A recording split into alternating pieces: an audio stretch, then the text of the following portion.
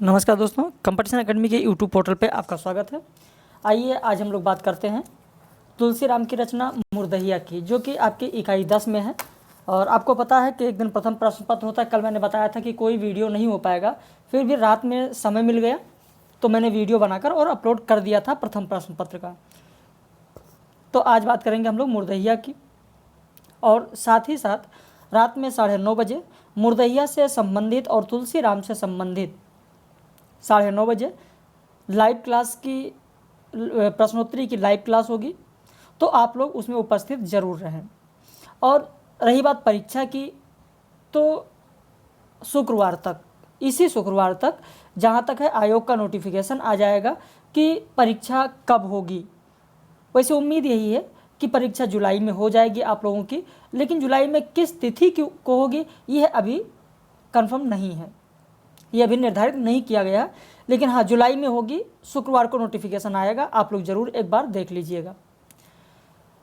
तो अभी भी आपके पास समय है, क्योंकि पूरा मई पूरा जून अभी 2 महीने का ये समय है, और जुलाई में देखते हैं कि कब तक परीक्षा होती है।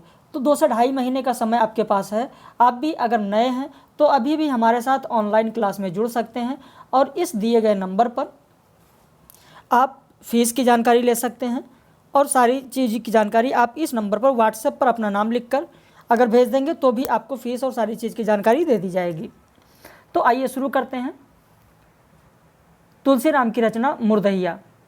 और साथ ही साथ मुर्दहिया का PDF भी जो हमारे ऑनलाइन मेंबर्स हैं उनको व्हाट्सएप पर अवेलेबल हो जाएगा, उपलब्ध करा दिया जाएगा, जैसा कि और रचनाओं का उपलब्ध कराया जाता है। तो आइए शुरू करते हैं। सबसे पहले बात कर लेते हैं तुलसीराम जी की। तुलसीराम जी का जन्म 1 जुलाई 1949 ईस्वी को हुआ, आजमगढ़ में। यानी आजमगढ़ में नहीं, बल्कि आजमगढ़ के गांव में हुआ, एक गांव में हुआ। इनका देहांत 13 फरवरी 2015 ईस्वी को हुआ। इनकी रचनाएं कुछ इस प्रकार हैं, जैसे अंगोला का मुक्ति संघर्ष, CIA राजनीतिक विध्वंस का अमेरिकी हथियार, the history of communist movement in Iran, Persia to Iran, ideology in Soviet Iran relations, Murdahiya तथा मणिकर्णिका। प्रोफेसर तुलसीराम पर सबसे अधिक प्रभाव महात्मा बुद्ध का पड़ा। रही बात मुर्दहिया की, अगर बात करें तो मुर्दहिया का प्रकाशन जो हुआ वो वर्ष 2010 में हुआ। कभी कभी प्रकाशन वर्ष भी पूछ लिया जाता है, तो इसे भी आपको ध्यान रखना है कि मुर्दहिया का प्रकाशन वर्ष 2010 है। मुर्दहिया धर्मपुर गांव का शमशान स्थल है, जहां मृत्यु के साथ अंधविश्वास और भूत प्रेत की गहरी छायाएं हैं। लेकिन तुलसीराम ने मुर्दहिया के भूमिका में इसे बहुउद्देशीय कर्म स्थली माना है। मुर्दहिया तुलसीराम के गांव का नाम है, और प्रोफेसर तुलसीराम जवाहरलाल नेहरू विश्वविद्यालय में प्रोफेसर थे। इस मुर्दहिया के भूमिका में प्रोफेसर तुलसीराम ने कहा है कि मुर्दहिया हमारे गांव धर्मपुर की बहुउद्देशीय कर्म स्थली है। चरवाही से लेकर हरवाही तक के सारे रास्ते वहीं से गुजरते थे। इतना ही नहीं, स्कूल हो या दुकान, बाजार हो या मंदिर, यहाँ तक कि मजदूरी के लिए कलकत्ता वाली रेलगाड़ी पकड़ना हो तो भी मुर्दहिया से गुजरना पड़ता था। वहीं इनकी जो दूसरी रचना है मणिकर्णिका, वो भी आत्मकथा ही है। कभी कभी किस विधा की रचना है ये भी पूछ लिया जाता है, तो मुर्दहिया आत्मकथा है, और मुर्दहिया का ही दूसरा अंश मणिकर्णिका है। यानी एक भाग मुर्दहिया और दूसरा भाग मणिकर्णिका है। मणिकर्णिका की भी भूमिका में तुलसीराम ने कहा कि आत्मकथा किसी व्यक्ति की अंतिम रचना होनी चाहिए, पर स्वयं वह इस धारणा को तोड़ते हैं। उनकी यह आत्मकथा अंतिम रचना नहीं है। तुलसीराम की अगर आत्मकथा की बात की जाए तो तुलसीराम की आत्मकथा भय से निर्भयता की ओर बढ़ने की भी कथा है। भय से निर्भयता की ओर बढ़ने की भी कथा है। इसमें एक धर्मभीरु बालक की धर्मांधता से टकराते हुए ईश्वर की रचना को चुनौती देते हुए मार्क्सवादी बनने की कथा है। वहीं अगर हम बात करें मुर्दहिया की, तो मुर्दहिया तुलसीराम द्वारा लिखित आत्मकथन जो है वो अपशकुन से शुभ शकुन तक के सफर को वर्णित करती है। अपशकुन से शुभ शकुन तक के सफर को वर्णित करती है। मुर्दहिया में अगर कुल अध्यायों की बात की जाए तो इसमें कुल अध्यायों की संख्या 7 है। मुर्दहिया में कुल कितने अध्याय हैं, तो यह भी प्रश्न आपके लिए बन सकता है। तो मुर्दहिया में अध्यायों की संख्या 7 है। और मुर्दहिया का जो प्रारंभ होता है, वो मुर्दहिया का प्रारंभ आप देखेंगे, मूर्खता हमारी जन्मजात विरासत थी। इस वाक्य से मुर्दहिया का प्रारंभ होता है। यानी मुर्दहिया हमारी जन्मजात विरासत थी, मूर्खता हमारी जन्मजात विरासत थी। तो मुर्दहिया का प्रारंभ कुछ इन शब्दों से होता है। इन्हें आप अगर लिखना चाहें तो आप लिख सकते हैं कि मूर्खता हमारी जन्मजात विरासत थी। अब इनके अध्यायों में पहला अध्याय पारिवारिक पृष्ठभूमि है, दूसरा अध्याय मुर्दहिया और स्कूली जीवन, अकाल और अंधविश्वास, मुर्दहिया के गिद्ध तथा लोक जीवन, भूतनिया नागिन।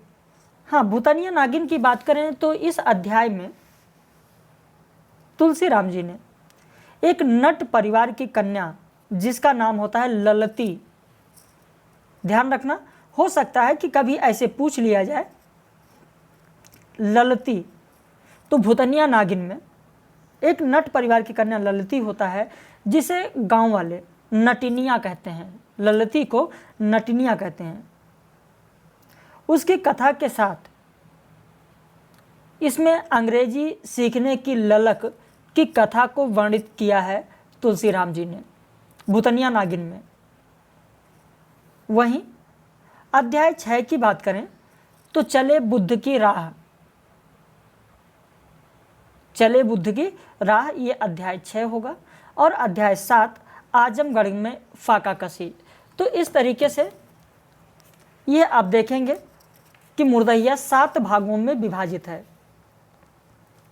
वहीं अगर मणिकर्णिका की बात करें तो जहाँ पर मुर्दहिया समाप्त होती है वहीं से मणिकर्णिका का प्रारंभ होता है। बनारस में मणिकर्णिका पहुँचते हैं, जाते हैं, और वहीं मणिकर्णिका घाट की बात होती है। तुलसीराम के जीवन के 10 वर्षों का लेखा जोखा मणिकर्णिका में है। कितने वर्षों का, तो ध्यान रखना, तुलसीराम के जीवन के 10 वर्षों का लेखा जोखा मणिकर्णिका में वर्णित है। चलिए मणिकर्णिका की बात हम लोग आगे करेंगे। पहले आइए बात कर लेते हैं मुर्दहिया की। मुर्दहिया तुलसीराम। दलित साहित्यकार डॉक्टर तुलसीराम की आत्मकथा के 3 भाग हैं, मुर्दहिया, मणिकर्णिका और अकाल में अंधविश्वास। कुछ का मानना है कि अकाल में अंधविश्वास है और कुछ का मानना है नहीं, अकाल में अंधविश्वास इनका नहीं है। कुछ का मानना है कि अकाल में अंधविश्वास इनकी रचना नहीं है। खैर कोई बात नहीं, लेकिन इतना तो आपको पता ही है कि मुर्दहिया और मणिकर्णिका ये दोनों किसके हैं, तो ये दोनों तुलसीराम जी के हैं। आइए आगे बढ़ते हैं यहीं से। इसके माध्यम से लेखक ने जो स्वयं अपने जीवन से जुड़े उस सच्चे और कड़वे सत्य को उजागर किया है जो दलितों को झेलना पड़ता है। सामाजिक कुरीतियों को उन्होंने अपने आत्मकथा के 3रे खंड में वर्णित किया है। 3रा खंड कौन सा है वो भी मैंने आपको बताया कि 3रा खंड कौन सा है। 3रे खंड के रूप में है अकाल और अंधविश्वास। तुलसीराम ने मुर्दहिया आत्मकथा की भूमिका में यह स्पष्ट कर देते हैं कि यह सही मायनों में हमारी दलित बस्ती की जिंदगी थी और इस जिंदगी को आत्मकथा के माध्यम से हमने बाहर निकाला। मुर्दहिया में उन्होंने बताया कि उस समय शिक्षा में ब्राह्मणों ने एक छत्र स्थापित कर लिया था और यदि कोई दलित या नीच जाति के व्यक्ति को स्कूल में दाखिला मिल भी जाता था तो उसे जाति सूचक शब्द या भद्दी गालियों से पुकारा जाता था। और वहीं से उल्लिखित है यह अंश, आप देखें कि शुरू में अधिकतर बच्चे उपस्थिति शब्द का उच्चारण नहीं कर पाते थे, जिस पर मुंशी जी अविलंब गालियों की बौछार कर देते थे। विशेषकर दलित बच्चों को वो चमरकिट कहकर अपना गुस्सा प्रकट करते थे। यहां पर ध्यान रखना, दलित बच्चों को क्या कहकर, तो चमरकिट कहकर अपना गुस्सा प्रकट करते थे। मुर्दैया आजमगढ़ जिला के धर्मपुर गांव का राजनीतिक व सामरिक केंद्र था, जहां से कलकत्ता की ट्रेन के लिए लोग मुर्दैया से होकर ही जाते थे। पशुओं के शवों को मुर्दैया में ही डाला जाता था। पशुओं के शवों को डाला ही जाता था, साथ ही साथ मनुष्यों के शवों को भी वहीं दफनाया जाता था। यानी एक तरीके से वो मनुष्य और पशुओं दोनों का शमशान घाट था। एक दिन तुलसीराम अपने मुन्नर चाचा को यह कहते हुए सुना कि अब भारत में समूही खेती हुई और सब कमाई सब खाई, नेहरू जी कारखाना खोली हैं और 5 साल में योजना बन रही, पहले हकबट हुई फिर चकबट। तो ये भी आपको ध्यान रखना है कि यह जो अंश लिया गया वो किस रचना से है। कभी कभी अंश पूछ लिया जाता है, अंश दे दिया जाता है और कहा जाता है किस रचना का है। तो जो महत्वपूर्ण अंश है वो भी मैंने आपको दिया है। डॉक्टर तुलसीराम ने चमार जाति में जन्म लिया और दलित होने का दुख सामाजिक व्यवस्था के कारण पाया, पर चेचक की आपदा से दाईं आंख का खोना अशुभ की श्रेणी में ला खड़ा कर देता है। अब उन्हें कनवा, एक फाटक बंद हो आदि अपशब्द सुनने पड़ते थे। यहां पर भी आपको ध्यान रखना है कि डॉक्टर तुलसीराम का कौन सा अंग नहीं था, तो दाईं आंख। ध्यान रखना है आपको, दाईं आंख। या दाईं आंख कब से नहीं थी, बचपन से नहीं थी, जन्मजात ऐसे थे, तो ये सारी चीज पूछी जा सकती है। या चेचक की आपदा से, तो चेचक की आपदा से। छुआछूत और भेदभाव तो भारत में आज़ादी के बाद भी इस तरह था। बताते हैं कि किस तरीके छूत था, भेदभाव था। वहीं से अंश लिया गया कि हम अंजूरी में से लगाए झुके रहते और वे बहुत ऊपर से चबूतरे पर खड़े खड़े पानी गिराते। वे पानी बहुत कम पिलाते थे किंतु सिर पर गिराते जाता थे, जिससे हम बुरी तरह भीग जाते थे। पानी पीना वास्तव में एक विकट समस्या थी। इतनी ही समस्या नहीं, एक बार मुर्दैया में ही इन्होंने उल्लेख किया है कि अपने चाचा के साथ जाते हैं और एक गाय होती है वहीं मुर्दैया में, और उस मृत गाय का चमड़ा उतार रहे होते हैं। किस तरीके से चमड़ा उतारना है वो सारी चीज़ें वहाँ पर चाचा के साथ सीखते हैं। उम्र बहुत ही कम थी, लगभग 8-10 वर्ष। और एक बार की और वही घटना बताते हैं तुलसीराम कि पिता के साथ लगभग 15 दिन का दफनाया गया शव, जो कि आधा सड़ चुका था, उसे भी निकालते हैं और फिर दाह संस्कार के लिए चिता पर रखते हैं। तो बहुत सारी घटनाएं जो दलितों के साथ होती, दलितों का जो कार्य था उस पर उन्होंने दिखाया कि ये कार्य करना पड़ता था दलितों को, ये सामाजिक समस्याएं थीं। आत्मकथा के भीतर तुलसीराम जी ने पारूपुर गांव के एक मुसहर परिवार का जिक्र किया। ये भी आपके लिए बहुत ही महत्वपूर्ण हो सकता है। किस परिवार, तो मुसहर परिवार का जिक्र किया है। और ये मुसहर परिवार करता क्या था, मुसहर परिवार का कार्य क्या था, तो ये पलाश की पत्तियों से पत्तल बनाया करता था, जो शादी विवाह जैसे उत्सवों पर सबके लिए पत्तल का इंतजाम करता था। ये परिवार जूठी पत्तलों से झाड़ झाड़ कर भोजन को इकट्ठा करता था। यह दृश्य बहुत ही अमानवीय है और अमानवीयता की हद है। तुलसीराम ने यह भी उल्लेख किया कि एक बार इम्तिहान की फीस के लिए 4 आने की उसकी ज़रूरत पड़ी। उसकी मांग उन्होंने मुन्नर चाचा से की और मुन्नर चाचा ने उनकी इस मांग को ठुकरा दिया। कोई बात नहीं, पर उन्होंने जो ये कहा कि इस सब इम्तिहाने के बदले पैसा ले जाए के नोनियानिया के पकौड़ी खा ले।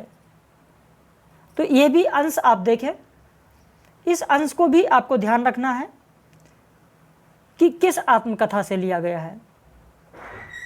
कहना बाल मानसिकता को आहत करता था, ये कहना उनके चाचा मुन्नर का ये कहना बाल मानसिकता को आहत करता था। बिना सोचे समझे की गई टिप्पणी किसी के हृदय पर गहरे घाव कर सकती है, इसका परिचय भी देती है। स्कूल में दलितों की बैठने की जो व्यवस्था थी वो अलग कतार थी। पहली बार जब पायजामा पहनकर स्कूल जाने पर ब्राह्मणों द्वारा दी गई टिप्पणी थी। क्या टिप्पणी की गई थी कि बाप के पाद नवै पूत शंख बजावे। उच्च वर्णों की ईर्ष्या द्वेष भी दिखाई यहाँ पर पड़ता है। तो इस तरीके से इस अंश को भी आपको लेना है, ध्यान रखना है। मुर्दहिया में तुलसीराम का संघर्ष और उनके साथ उनकी जाति तथा अन्य हरिजनों का संघर्ष वर्णित है।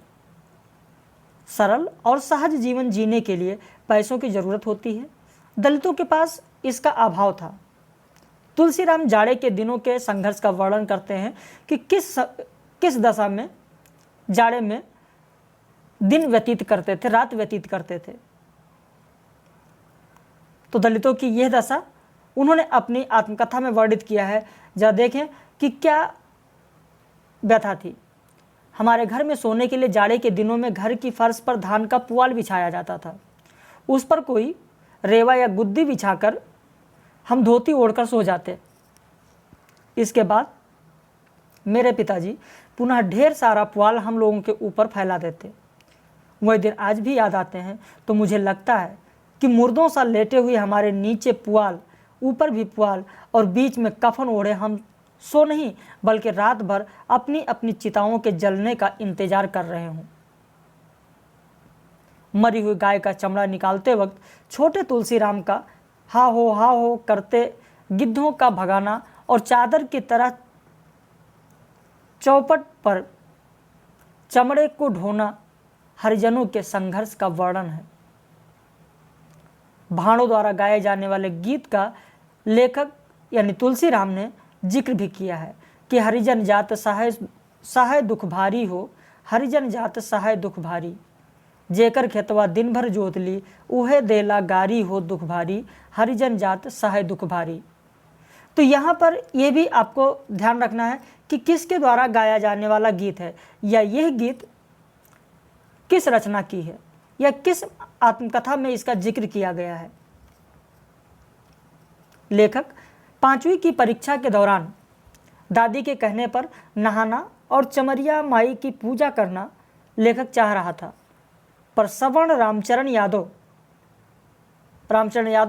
का क्या कहना था उस पर कि जल्दी से भाग चमार कहीं का, बड़कन लोगन का पोखरा में तू नहारबे। तो इस तरीके से रामचरण का भी नाम आ सकता है, तो इसे भी आपको ध्यान रखना है। और ये जो वाक्यांश मैंने लिया इसको भी आपको ध्यान रखना है। ये चीज़ें तो आप पढ़ते ही जा रहे हैं, आगे बढ़ते ही चल रहे हैं हम लोग, लेकिन साथ ही साथ बीच में चलिए कुछ और भी बातें कर लेते हैं। जैसे अगर प्रथम दलित आत्मकथा की बात की जाए, क्योंकि जो हमारे पुराने व्यूअर्स हैं वो तो जानते ही हैं, कॉपी पेन लेकर बैठते हैं, जो बीच में चीज़ें बताई जाती हैं, जो अलग से चीज़ें बताई जाती हैं उसे भी लिखते हैं। अगर आप भी नए हैं तो आप जब भी हमारा पब्लिक वीडियो जो होता है उसे जब आप देखें तो कॉपी पेन लेकर ज़रूर बैठें। तो यहीं पर थोड़ा सा बीच में रुक के थोड़ी सी बात कर लेते हैं, फिर हम लोग आगे बढ़ते हैं कि प्रथम अगर दलित आत्मकथा की बात की जाए कि प्रथम दलित आत्मकथा कौन सी है। प्रथम दलित आत्मकथा, तो प्रथम दलित आत्मकथा की बात की जाए तो मोहनदास नैमसराय का है, जिन्होंने लिखा है अपने अपने पिंजरे। यह अपने अपने पिंजरे 2 भागों में है। अपने अपने पिंजरे भाग 1 1995 में प्रकाशित हुआ और अपने अपने पिंजरे भाग 2 2000 ईस्वी में प्रकाशित हुआ। वैसे इससे पहले भी कई दलित आत्मकथाएं लिखी गई हैं, लेकिन उन आत्मकथाओं को आत्मकथा नहीं माना गया। मान्य मत यही है कि पूर्ण रूपेण अगर देखा जाए तो प्रथम दलित आत्मकथा मोहनदास नैमसराय का है, और शायद ये टीजीटी पीजीटी किसी परीक्षाओं में पूछा भी गया है। किस वर्ष पूछा गया है खैर ये तो नहीं याद आ रहा है, लेकिन टीजीटी पीजीटी की परीक्षा में पूछा गया है कि प्रथम दलित आत्मकथा कौन सी है, तो अपने अपने पिंजरे है, जो कि मोहनदास नैमसराय का है। इसके अलावा और भी दलित आत्मकथाएं हैं जैसे परीक्षा में पूछ ली जाती हैं। अगर आप लिखना चाहें तो आप लिख सकते हैं, जैसे मेरा सफ़र मंजिल, मेरा सफ़र मंजिल DR जाटो का है।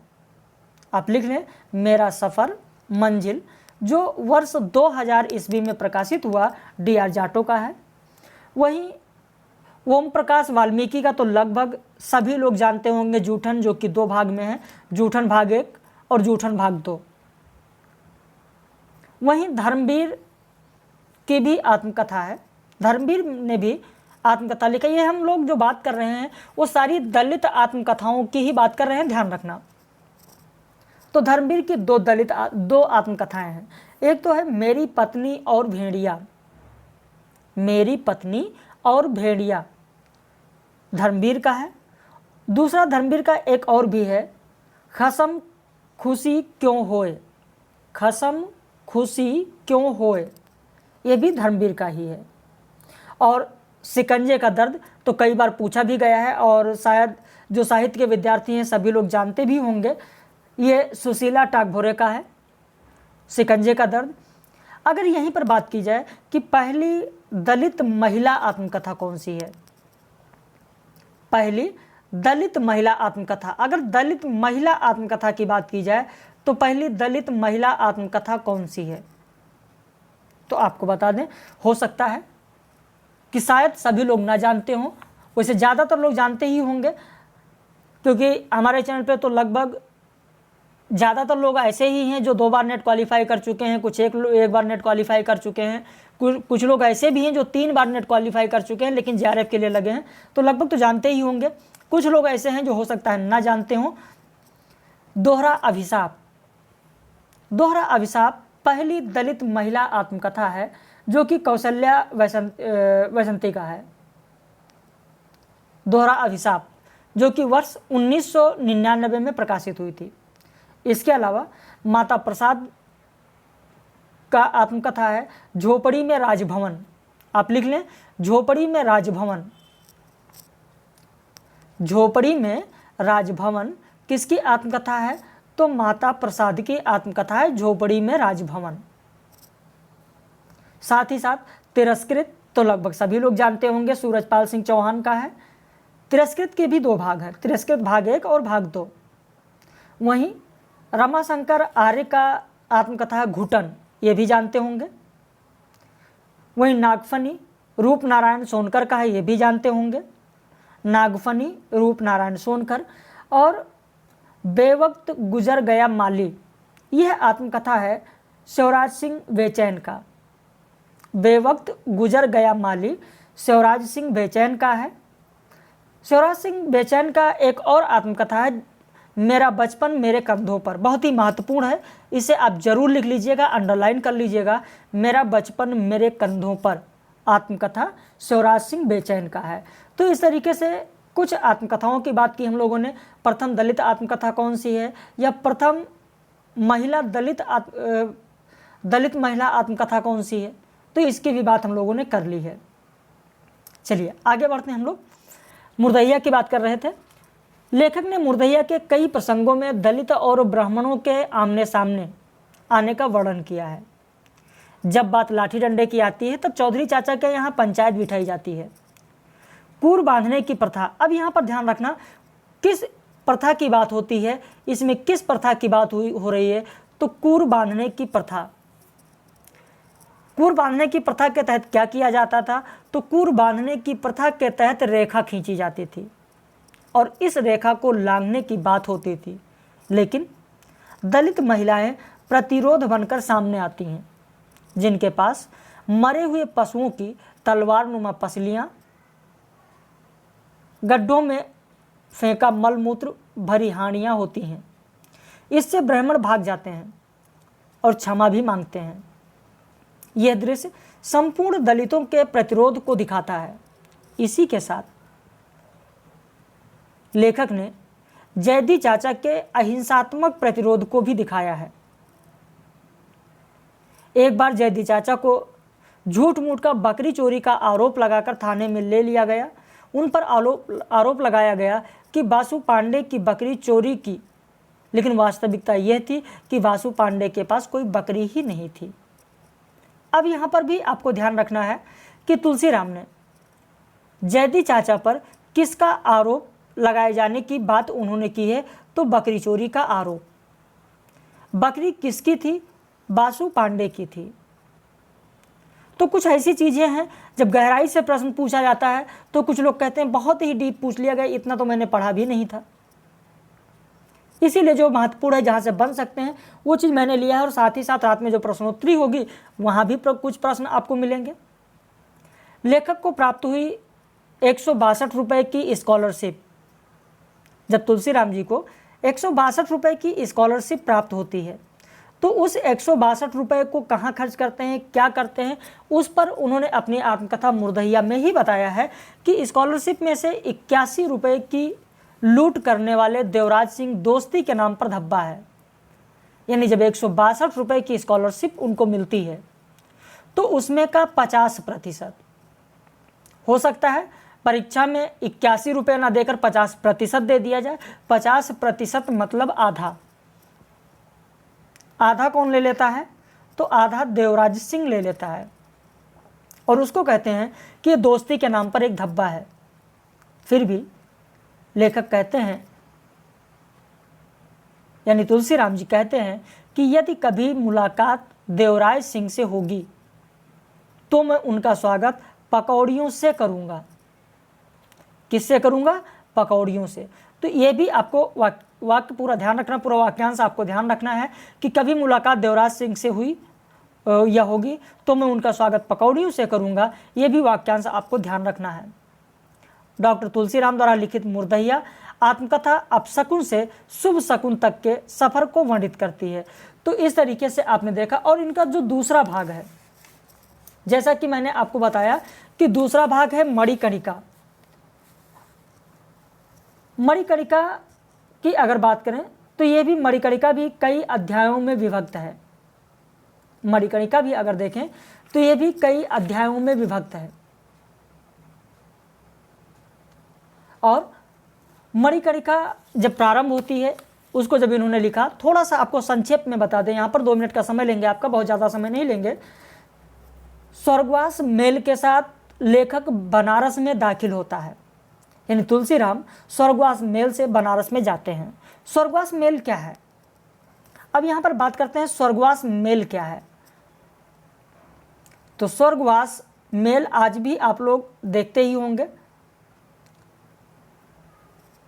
स्वर्गवास मेल होती है एक मिनी बस जिसमें मुर्दे सफ़र करते हैं, यानी जिसमें लाशों को ढोया जाता है, उसी को कहते हैं स्वर्गवास मेल। उसके बाद तुलसीराम को मणिकर्णिका के दर्शन होते हैं, और मणिकर्णिका कहते हैं मणिकर्णिका मेरे लिए एक नई मुर्दहिया थी। मणिकर्णिका घाट की बात करते हैं, उस स्थल की बात करते हैं, मणिकर्णिका की बात करते हैं, और कहते हैं कि यह मेरे लिए एक नई मुर्दहिया थी। तो पहला अध्याय मणिकर्णिका ही है, और दूसरा अध्याय अगर मणिकर्णिका में देखें तो है गोरिया हबड़ा पलवा परठड़ी। इसका मतलब ये बात कलकत्ता प्रवास की है। इस अध्याय में उन्होंने कलकत्ता प्रवास की कथा कही है। कलकत्ता पहुंचते हैं, वहां पर हावड़ा का पुल देखते हैं, और पुल को देखकर कहते हैं कि इतना बड़ा लोहे का कंकाल कैसे खड़ा है। और फिर घूमते टहलते पहुंचते हैं सोबरन भैया के पास, और उन्हीं के पास रहते हैं जहां पर यूपी बिहार के लेबर तबके के लोग रहते हैं। लेखक को भी या तुलसीराम जी को भी पीएल बोस आयरन कंपनी में 2 रुपये रोज के आधार पर काम मिल जाता है। रहने लगते हैं, और वहीं पर इन्होंने इसी अध्याय में, यानी दूसरे अध्याय में ही इन्होंने हल्ला गाड़ी का भी जिक्र किया। हल्ला गाड़ी क्या है? हो सकता है कि बात जब तुलसीराम की हो रही है, पर आपके पाठ्यक्रम में दिया गया, मुर्दहिया की बात हो रही है, आपके पाठ्यक्रम में दिया गया, तो हो सकता है कि मणिकर्णिका के बारे में भी प्रश्न पूछा जाए। अगर मणिकर्णिका के बारे में पूछा गया, वहाँ पर पूछ लिया गया कि मणिकर्णिका में वर्णित हल्लागाड़ी क्या है, मणिकर्णिका में वर्णित हल्लागाड़ी क्या है। तो अगर हल्लागाड़ी की बात करें तो ये एक पुलिस अभियान था जिसमें शाम के समय 10-12 पुलिस और गाड़ियां साथ में निकलती थी और जहां पर यूपी और बिहार वाले लोगों को बाहर घूमते देखते थी उनको पकड़ ले जाते थे और उन पर आरोप लगाया जाता था कि ये इनके द्वारा अशांति फैलाया जा रहा है और उनसे पैसे वसूल किए जाते थे। इनसे तुलसीराम भी नहीं बच सके। एक बार तुलसीराम भी पकड़ लिए जाते हैं और 2 रुपये देकर ये भी छूटते हैं। यहीं पर मिर्जा गालिब का शेर एक उन्हें याद आ जाता है और उस शेर का उल्लेख करते हैं। कहते हैं, कलकत्ते का जो जिक्र किया तूने हमनसी, कलकत्ते का जो जिक्र किया तूने हमनसी, इस तीर मेरे सीने में मारा कि हाय हाय। तो हो सकता है कि मिर्जा गालिब का यह शेर भी दे दिया जाए और पूछ लिया जाए कि किस में वर्णित है। तो कुछ लोग जो नहीं पढ़े होंगे वो कहेंगे कुछ नहीं, पाठ्यक्रम में तो मुर्दहिया है, बस मुर्दहिया ही होगा, मुर्दहिया में ही तुलसीराम ने जिक्र किया होगा। लेकिन नहीं, उन्होंने मणिकर्णिका में जिक्र किया है मिर्जा गालिब का ये शेर कि कलकत्ते का जो जिक्र किया तूने हमनसी, इस तीर मेरे सीने में मारा कि हाय है। वहीं पर तीसरा अध्याय आप देखेंगे बीएचयू की, बीएचयू माई की गोद में। तीसरा अध्याय का नाम है बीएचयू माई की गोद में। इसमें इन्होंने भेदभाव के कारण, जब भेदभाव हो रहा है बीएचयू में, भेदभाव हो रहा है, उस भेदभाव के कारण तुलसीराम ने तुलसीदास को याद किया, तुलसीदास के दोहे को याद किया कि जदप जग दारुण दुख नाना, सबसे कठिन जाति अवमाना। तो यहाँ पर इन्होंने तुलसीदास के पद को याद किया। साथ ही साथ मणिकर्णिका का जो चौथा अध्याय है मार्क्सवादी चमत्कार के नाम से जिसे जाना जाता है, इस अध्याय में इनको मिला प्रसिद्ध मार्क्सवादी चिंतक और विचारक राहुल सांकृत्यायन की एक पुस्तक मिली और पुस्तक का नाम है भागो नहीं दुनिया को बदलो। चूंकि मणिकर्णिका में इस पुस्तक की बात की गई तो हो सकता है कि इस तरीके कभी कभी इनडायरेक्ट भी प्रश्न पूछ लिए जाते हैं और आप लोगों को पता नहीं चलता कि कहाँ से प्रश्न पूछा गया, तो आप कहते हैं आउट ऑफ सिलेबस है, लेकिन ऐसा नहीं है। ऐसे प्रश्न पूछा जा सकता है कि भागो नहीं दुनिया को बदलो पुस्तक किसकी है, या भागो नहीं दुनिया को बदलो रचना के रचनाकार कौन है, तो राहुल सांकृत्यायन की रचना है। तो ये इस पुस्तक को जब इन्होंने पढ़ा तो इसका बहुत बड़ा प्रभाव तुलसीराम पर पड़ा और तुलसीराम को ही बदल डाला इस पुस्तक ने। भागो नहीं दुनिया को बदलो। और इसी के साथ हम और भी आगे देखते हैं कि इनका जो 5वां अध्याय है, यानी मणिकर्णिका का जो 5वां अध्याय है वह है नक्सलवाड़ी की वसंती दहाड़। 6ठा अध्याय है वैचारिक द्वंद्व और 7वां अध्याय है पीत करे ना कोय। तो ऐसे भी पूछा जा सकता है कि मणिकर्णिका का अंतिम अध्याय कौन सा है, तो प्रीति करे ना कोय। तो इस तरीके से आपने तुलसीराम की, मुर्दहिया और मणिकर्णिका का संक्षेप आपने देखा। संक्षेप में हम लोगों ने बात किया और इससे संबंधित जो भी प्रश्न बन सकते हैं वो मैंने आपको बताया। तो पूरा आपको मुर्दहिया पढ़ने की ज़रूरत नहीं है, यह पूरा मणिकर्णिका पढ़ने की ज़रूरत आपको नहीं पड़ेगी। रात में प्रश्नोत्तरी होगी, रात में 9:30 बजे, वहाँ भी इससे संबंधित जो प्रश्न बन सकते हैं, जो बनने की संभावना है, वो आप लोगों को ज़रूर मिलेगा। तो इस तरीके से आपका समय बच जाएगा और आप आगे बढ़ जाएंगे। तो कल पहले रात में तो हम 9:30 बजे मिलेंगे प्रश्नोत्तरी के साथ, और उसके बाद कल प्रथम प्रश्न पत्र होगा जिसमें इकाई 9 चल रहा है लोक विकास और पर्यावरण। फिर परसों जो हम लोग बात करेंगे वो बात करेंगे रमणिका गुप्ता की। रमणिका गुप्ता की जो आपकी इकाई में दिया गया आपोहदरी, उसकी बात करेंगे।